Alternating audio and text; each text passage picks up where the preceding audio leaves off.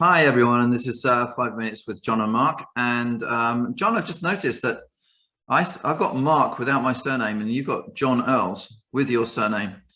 So for those of you who don't know us, my surname is Miller. It's Monday. I probably forgot who I was and forgot to type it in. So welcome. Today's subject is the intriguing, actually, I would say, topic of psychological safety.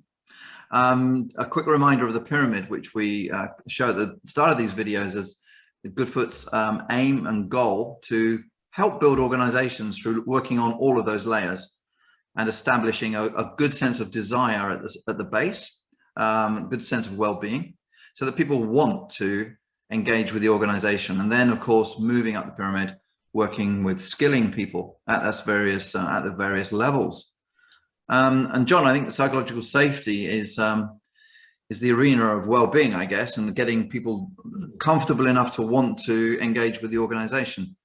I wonder if you start off with you giving us some definition, some idea of what psychological safety is.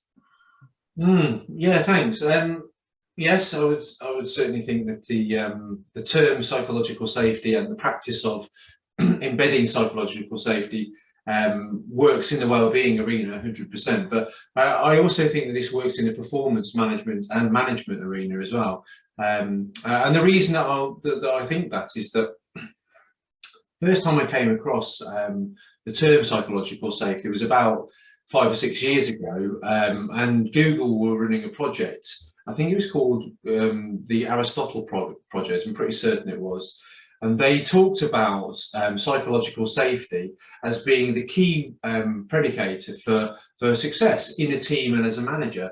And I thought, that sounds strange. How can that be? But what Google were doing was they were looking at psychological safety as being a way for people to have a voice and be able to express themselves in their team.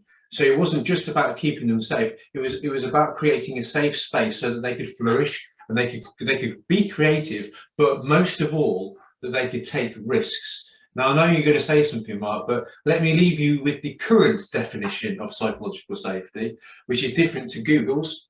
So the current definition is the fulfillment of physical, mental, and cognitive needs and expectations of somebody at work related to their work. So that's the current definition. Okay. So it strikes me from what you say, a lot of it is to do with, not all of it, but a lot of it is to do with a culture where people can express themselves and people don't, because of the fear of mistakes. That's the word I was probably going to use. That, part of psychological safety is removing a fear of mistakes or helping to remove it. So, of course, the organization can't have massive mistakes, but it can or should tolerate some mistakes and a learning process on the job. So is fear of mistakes part of this story? Yeah, it is 100%. So the idea is that how could Google get a team to perform to their absolute best? And there was many ways to do that. Lots of it came down to structuring their days, targeting their performance.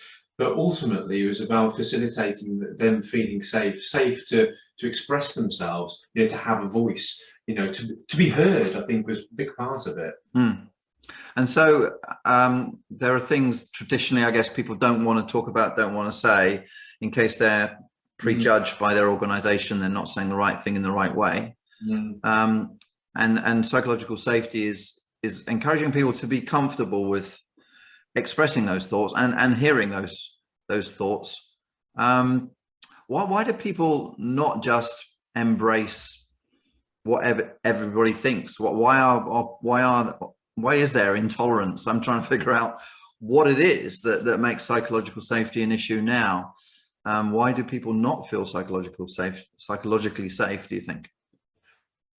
Well, it's an interesting point to consider, because I think that, as I said, I came across that term a few years ago. I think it was 2015 that Google ran that project. But I've been looking at psychological safety as it is now. So as we both know, the ISO, the International Standards Organization, brought in the ISO 45003, which encapsulates the requirements of a business now to consider psychological safety of its staff. That soon will become legislation, so companies will have to meet that standard in the same way that they would do with health and safety. Now, what that's about is about managing people's energy and workload. You know, and when we look at leadership, I think a responsibility of a leader is to ensure not just the safety of their staff, but ensure that they're managing the energy of themselves and their staff. Because if they're not, ultimately, when we don't have energy, we're going to have burnout, we're going to have stress. That could lead to physical or mental problems. And I think that's, for me, where we're at now. It's moved past pure performance and allowing somebody to have a voice, which is a big part of managing energy. I think now it's also managing the energy of the team so that people can be physically and mentally well. And that's where we're at now, Mark. And what you're saying to round up is that there's a corporate responsibility now, as there was in it grew, didn't it, in physical safety, and that's now taken for granted, and it's growing in psychological safety, that arena of corporate responsibility. And that will become standard at some point. And there are already signs that some organizations are penalized by the law if they don't provide psychological safety, and those and awareness of what the law is and what our responsibilities are within corporates, within businesses is becoming more and more crucial, right? It is, yeah, 100%. Well, thanks for that chat. It's just to raise the issue, to talk about it a little. Thank you, John, very, very much. And that was 5 minutes with John and Mark, and we look forward to seeing you next time.